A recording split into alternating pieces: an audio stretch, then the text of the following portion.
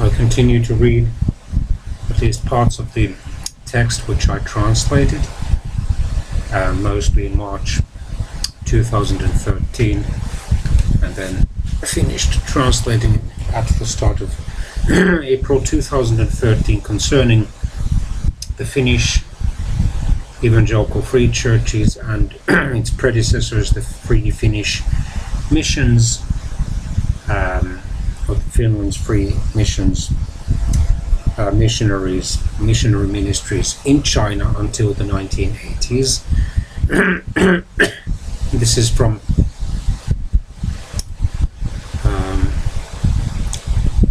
the document of instructions for those, in the appeal signed by 20 female missionaries.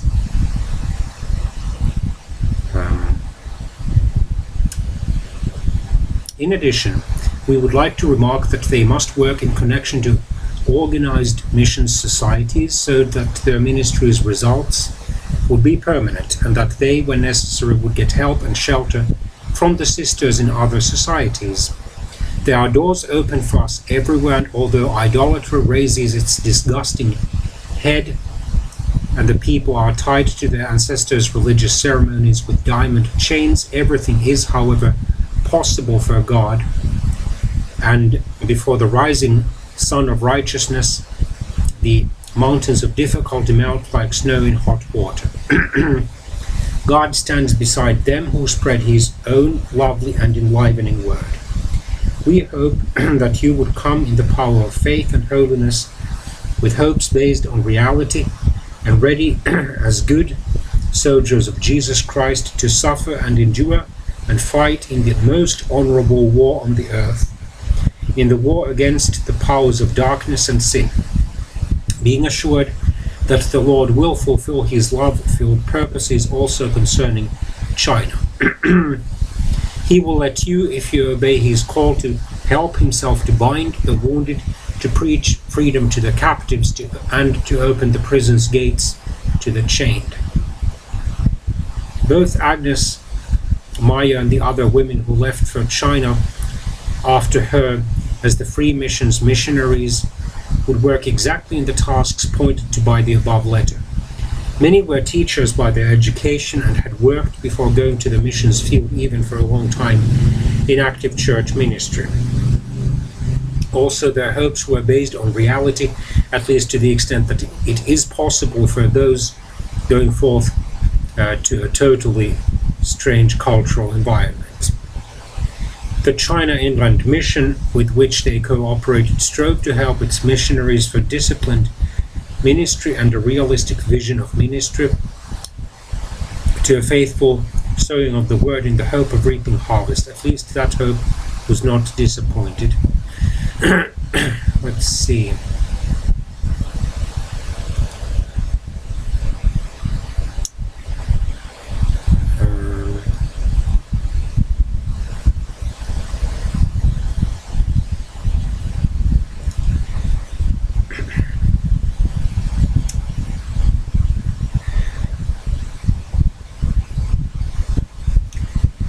Okay, here are two quotations from English newspapers or magazines written in 1900 and 1891 about the principle that the missionaries were forbidden at their own risk to appeal to the authorities of Britain or of other foreign countries.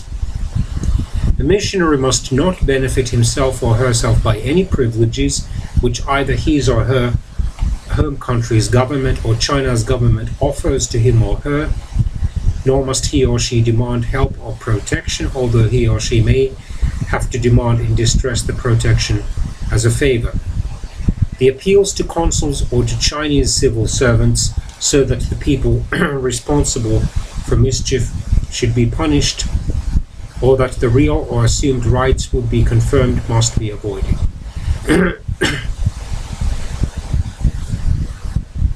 If difficulties or persecutions arise in the interior, one can pay a friendly visit to the local Chinese civil servant, and if he does not rectify the situation, the suffering ones must leave their case in God's hands. In no case must any missionary at his or her risk make a written appeal to British or other foreign powers. If such an appeal seems necessary, it must at first be subject to the Chinese or China Inland Missions leaders' approval.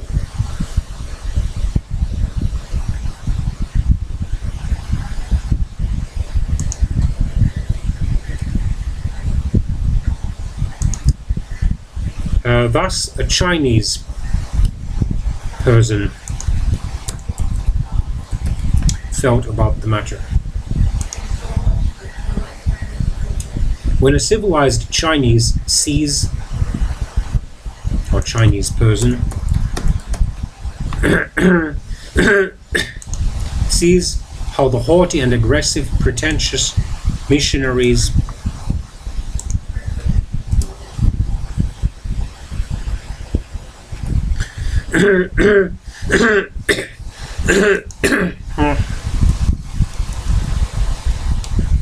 pour on the people's back the amount of this darkness or Christianity.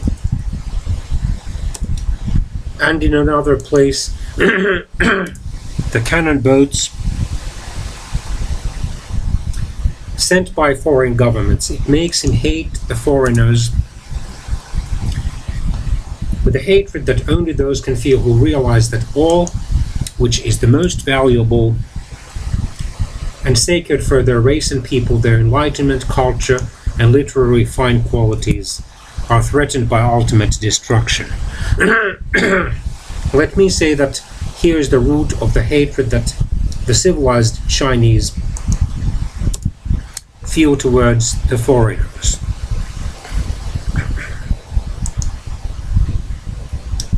The China Inland Mission, or CIM from now on, translator's note, had a very negative attitude towards the treaty made by the Catholic Church with the imperial dynasty, according to which the priests got administrative rights in China. The Protestant mission societies did not have to accept a similar method because the missionaries' administrative rights would destroy the spiritual nature of religion, would cause severe problems both between the denominations and among the people, and would also spark up international crises. The Chinese felt also otherwise, that the missionaries were more threatening than the foreign merchants because they undertook the task of educator and enlightener, which was in a key position in the Chinese culture.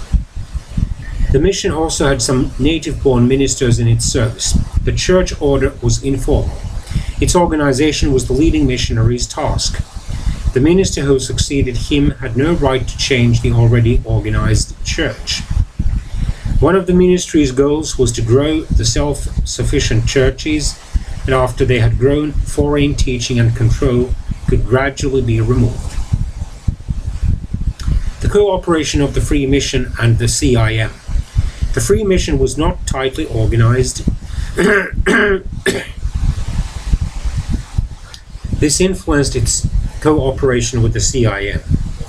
On the other hand, also the CIM's organization in relation to the foreign societies that worked in fellowship with it was loose.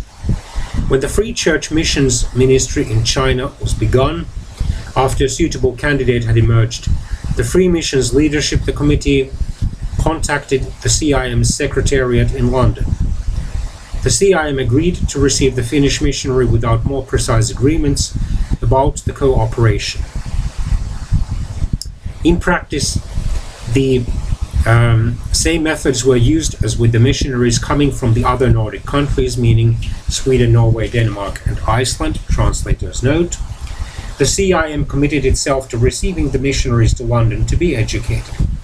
From there, they were sent a few months later to China to be subject to the CIM's Chinese leadership. The CIM had a right not to send a candidate from England to China if that was considered necessary. The Free Mission, for its part, committed itself to support its missionary financially, both in the travel costs and in the daily upkeep, meaning food, drink, clothing, and shelter. Translator's note, in China. The relations between the CIM and the Free Mission were scattered at the start of the ministry. The committee's position was not established, and so the connections to the CIM were handled in part privately, and partly also through the decisions made in the mission's services. In fact, Mr. Antti Mäkinen led the Free Church's missions ministry.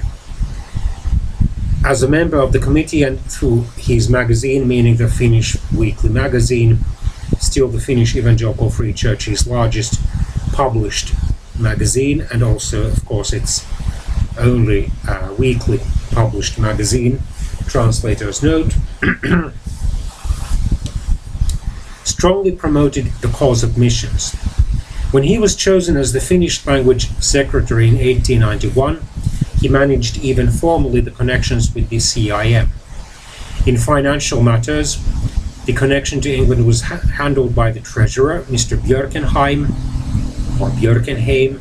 but due to the non-organization of the Free Mission, Translator's Note, also Mr. Mäkinen sent funds during the early times. At the Turku Annual Conference in 1893, the committee's tasks were clarified, but that did not improve the situation by much. The Foreign Missions Ministry was still unplanned. The committee did not try to organize the missionaries' education in Finland, nor did it start to define the Free Church's missions ministry more accurately. It was typical that the missions ministry's questions were discussed as they were encountered. The connection to the CIM was considered a sufficient guarantee for the missions ministry's progress. The CIM was linked to Finland through its secretariat, and in the matters concerning the missionary candidates, also through the female leader of the London Missions candidate course. The organization did not try in any way to influence the Finnish Free Missions organization. The Chinese ministry's leaders sometimes directly contacted the Finnish Free Mission on the matters dealing with the Chinese ministry, but most decisions on the Finnish missionaries' ministry were known in Finland through letters. The cooperation between the Free Mission and the CIM can be considered distant, although the Free Church's magazines accurately followed the matters dealing with the CIM and quoted its annual reports. This concerned especially the ministry in China. Neither side or party precisely knew the other's condition or principles. That was because the missions ministry's practical questions on the missions field were so fully left to be decided by the CIM. New departing missionaries. After it got started, the Free Church's missions ministry expanded quickly. Her encounter with Agnes Meyer at the Viipuri Missions Conference in 1890 made teacher Miss Wilhelmina Arpiainen from 1859 to 1922 convinced that also her ministry field would be China. Miss Arpiainen had already for a long time felt called to missions. In 1885, she tried to become the Finnish Mission Society's missionary to Africa, but the FMS, or Finnish Mission Society, did not then consider itself able to send a lowly female missionary to the missions field. At the start of 1890, Miss Arpiainen had privately told Mr. Mäkinen about her desire to go and minister in China. On March 8, 1891, she was consecrated to this task at the Helsinki Missions Conference. Wilhelmina Arpiainen was born on November 6, 1859 in Pieksämäki, which is a town in eastern Finland, Translator's Note, where her father worked as a blacksmith at the Porsaskoski or Piglet Rapids, Translator's Note, iron factory. Her mother was fiery and energetic, while her father was quiet, sharply intelligent, and very diligent. As her family's oldest daughter, Wilhelmina got the opportunity to study first in Huutokoski, then at Jyväskylä Teachers Seminary, which is located in central Finland, by the way, where she graduated in 1881 as a primary school teacher. For the next 10 years, she worked as a teacher in the town of Säkkijärvi, which is now in the Russian Karelia. During that time, she also experienced a spiritual awakening and got into touch with the Free Churchers. In Säkkijärvi, Miss Arpiainen also did temperance work, that is, work aimed at in persuading people to totally stop drinking alcohol and smoking tobacco. and promoted the public enlightenment issues. In her numerous writings, she also later dealt with temperance and other lifestyle questions and the improvement of the woman's position. Her writings were published in the primary school magazine, in the Home and Society magazine, in the Pedagogical News, and in the Finnish weekly magazine. Miss Arpiainen worked as a missionary in China from 1893 to 1900, from 1906 to 1915, and from 1918 until her death in 1922. She was on domestic leaves in Finland from 1900 to 1905 and from 1915 to 1917. She died in China in 1922. On June the 22nd, 1891, Mrs. Verna Hammarén, who lived from 1863 to 1909, was consecrated to missions ministry at the Tampere Annual Conference. She was born in the town of Oravainen, which, by the way, is located on or near the Finnish western coast. Had completed a private girls' school in Helsinki and had graduated as a teacher. In order to be able to serve better in missions in China, she also completed a midwife's degree in Helsinki. Mrs. Hammarén worked for 6 years as the Free Missions missionary, and then transferred with her husband to the service of an American Missions Society. In December 1891, Mrs. Hammarén left for England to attend the CIM's missionary candidate course for almost a year, while Miss Arpiainen remained in Finland for the time being. Before leaving Finland, both missionaries visited different towns, giving presentations about missions and trying to revive the enthusiasm for missions. Especially Miss Arpiainen traveled widely up to northern Finland. She was sent to England in July 1892. The first Finnish missionary to China, translator's note, Miss Meyer, was allowed to travel to China already after a 2-month study. She arrived there on February the 21st, 1892. The other Finns did not fully adjust to living in England. They felt that the abundant practical tasks hindered their studies. Miss Arpiainen criticized this and the English customs very strongly. In her letter to Mr.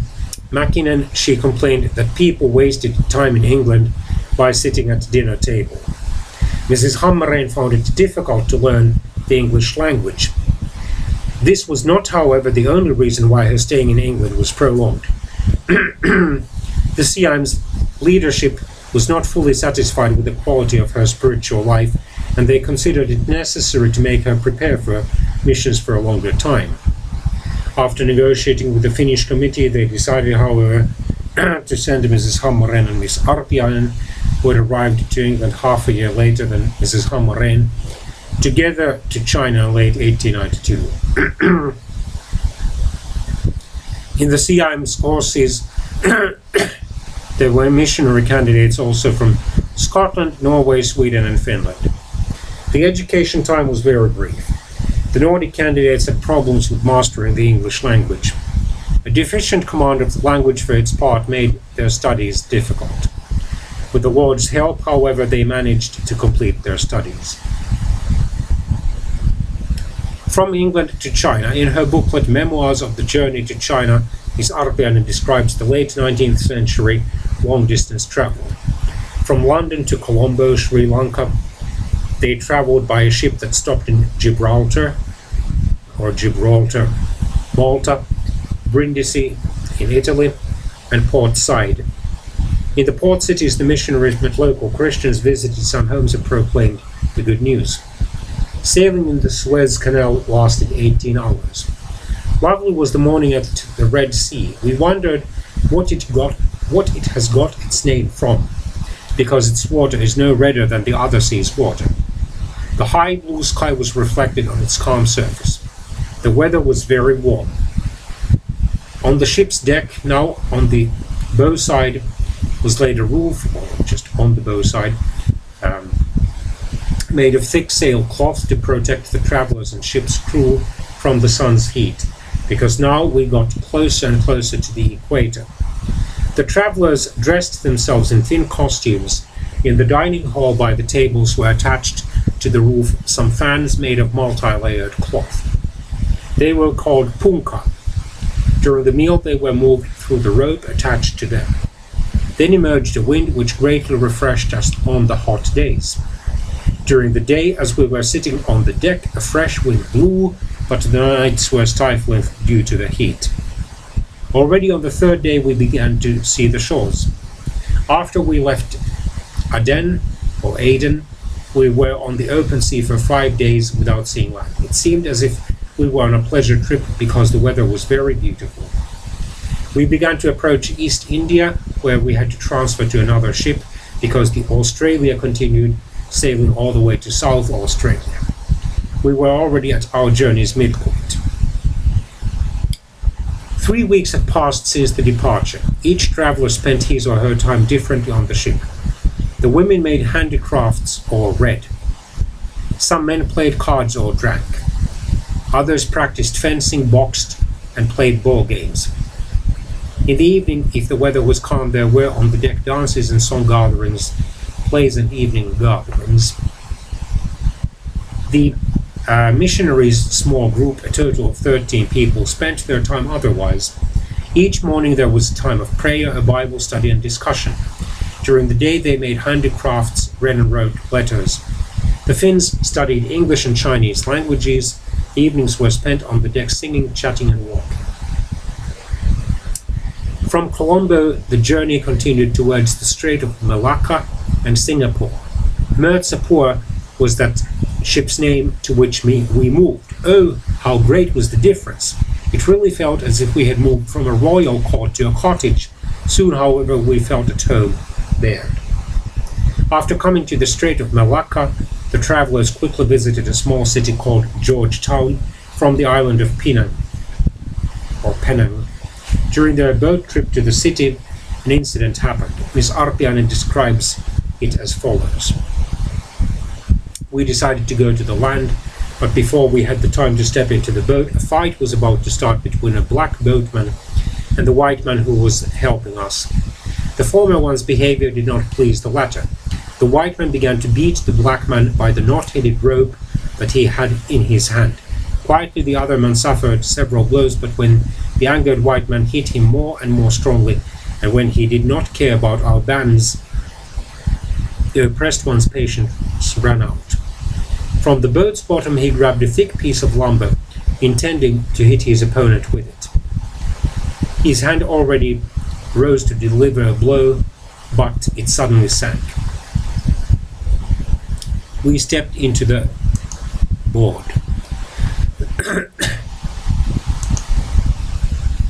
Silently he laid the piece of lumber from his hand and grasped the oars, starting to row. Without speaking a word, he showed his swollen arm to his mate. I cannot forget that December morning near Penang. In my soul echo the words, a patient one is better than a strong one. The one who restrains his heart is better than a city's conqueror. That black man taught me more than anyone else during the entire journey. His behavior brought these words to my mind. It is better to suffer injustice than to do injustice. Still today I see him when he quietly sits. He whispers to me, suffer quietly. Win yourself. It is better to suffer injustice than to do it. On Christmas morning, the travel group woke up on China's threshold in Singapore. While staying there, we saw for the first time a Chinese woman. She had squeezed feet. My note, that was the painful practice in which some toes of the feet were forcibly twisted under the foot table or something like that. We saw her cross the street wobble so that the feet would be very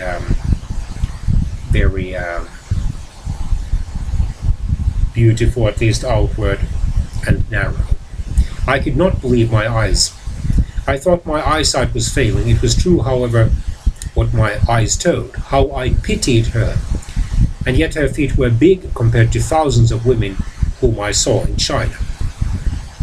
The journey continued on the restless southern China Sea. On New Year's Eve, Xianggang, or Hong Kong, loomed far away.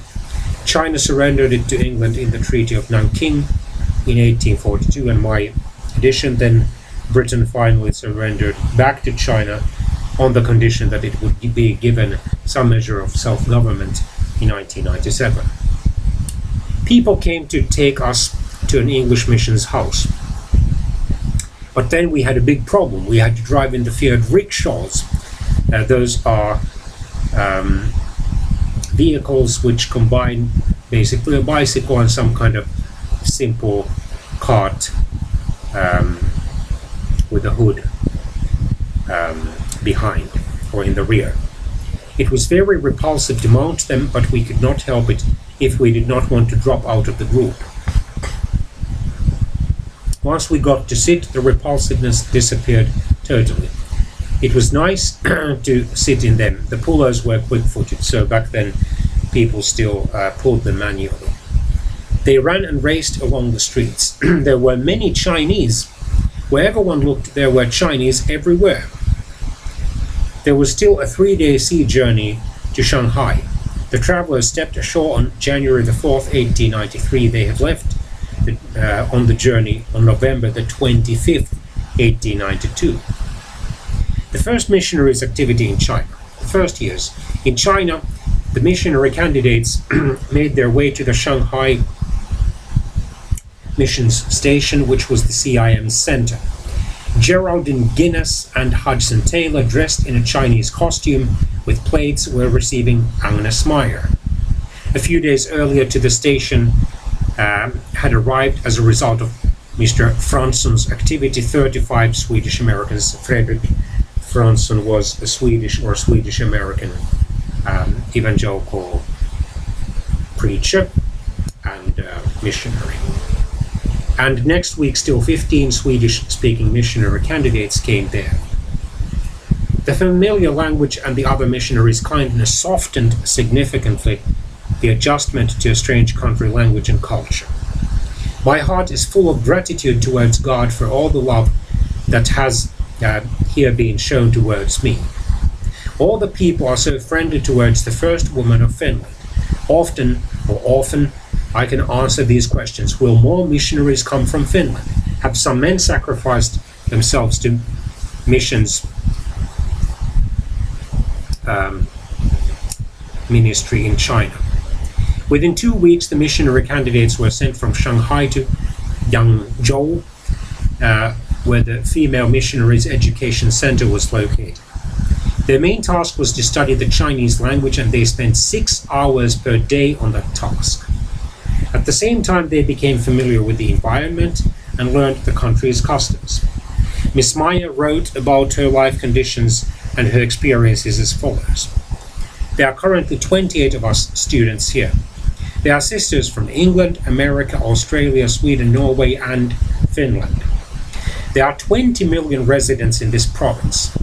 When I first came here and saw these streets, which in a few places are so narrow that only 2 people can walk abreast, that is side by side, it felt as if I could not even breathe.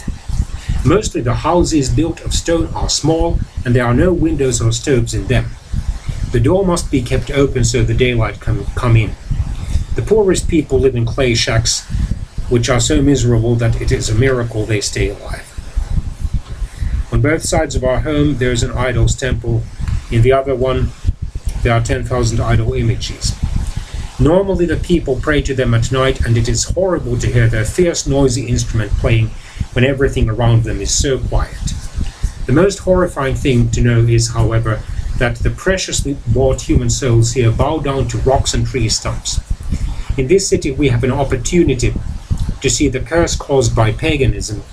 Think that here alone there are 4,000 opium restaurants. In the room where we gather to pray we have a large map of China. Also all the country's mission stations are marked there. When we see that many of the provinces with millions of inhabitants are without a single mission station, then we understand even more clearly than before the meaning of this cry for help. Come and help us. We will see how long the Lord lets me stay at his home. The usual period of staying here is 6 months, but at times we are sent from here rather to some mission station, so there would be a room for the just arrived missionaries. At first, Miss Meyer had to return to Shanghai because of illness and spent still the winter of 1892 in the Xianji province, in the city of Takutang, where the climate was healthy. 50 Swedish Americans left for the interior while singing, but at the same time unrest appeared in the entire Yangtze Valley. The smear or backbiting campaign was directed above all at the Catholics, but at the same time all foreigners were in danger. This hatred of the missionaries, Miss Meyer writes, has spread very quickly. Many people believe that some political reason is its justification. The government supports missions ministry, but there are secret societies here that are dissatisfied with the government and hate the foreigners. Especially in the coastal provinces, the persecutions have been more difficult. This does not concern only the CIM or the China Inland Mission, translator's note, but also all the missions here.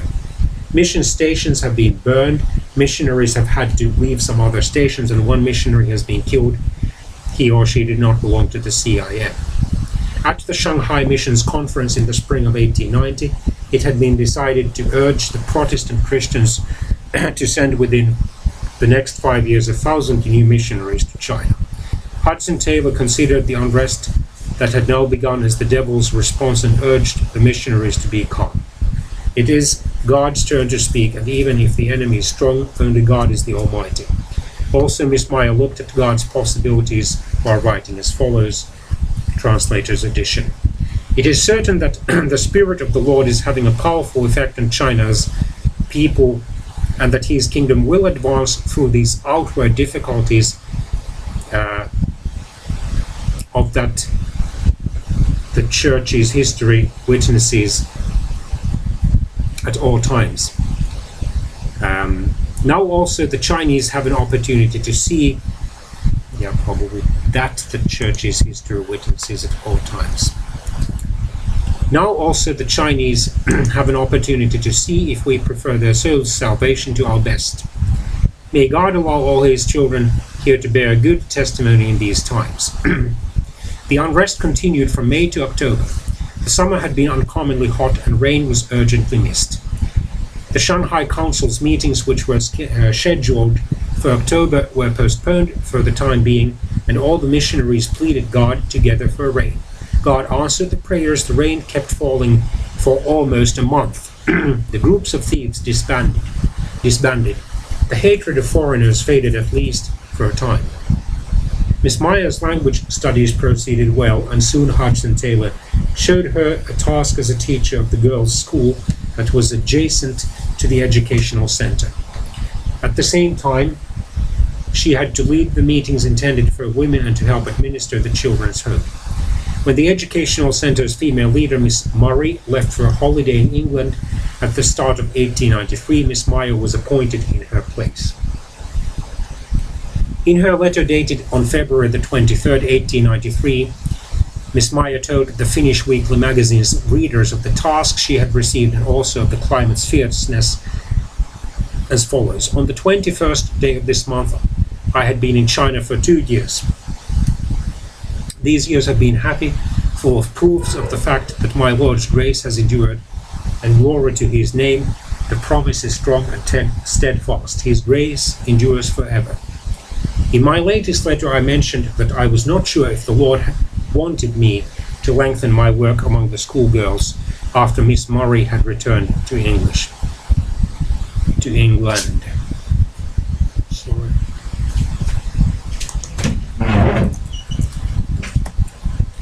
Now it has been decided, however, that I should at least for the time being fill her place. We have had a very cold winter this year, especially during the last 2 weeks there has been a very deep cold. The water vessels in our rooms have been frozen to the bottom by night and day. We have not been able to wash the floors because we were unable to dry them, for they froze immediately from water. A sister wrote from a neighboring station that the ink froze in her pen while she was writing. You can thus understand that the poor have suffered much during this time, and many of them have frozen to death. I have formed a knitting club for these poor women. On 2 afternoons per week, 20 of them gather in a small room, which is quite near their homes, and there I distribute works to them. I pay them a little for their works, and I try to sell produced objects. For the Chinese New Year, which they had a week ago, I could, to my delight, give them rice grains. I told them that God in heaven had donated these grains to them. They laughed aloud for joy, and while I was giving out the rice grain rolls, a woman asked her neighbor, "Are the grains white? The poor people here eat the worst kind of rice grain, and it is reddish." The other woman replied, "Of course, the Lord of heaven has donated them to us, and thus they must be white." "Oh," said the first speaker, "I have never before seen a rice grain of the Lord of heaven." The heartfelt thanks for the friends who sent us warm woolen clothes. Your happy sister dedicated to serving God in China, Agnes Meyer. Miss Wilhelmina Arpiainen had begun to study the Chinese language during the ship journey from England to China, and she already knew 500 signs while arriving to the country. When she was proposed as the leader of the children's home after Miss Meyer, she refused, considering the study of Chinese as more important in that stage. She had already completed her first language exam in August 1893. Miss Verna Hammarén had difficulty learning the Chinese language.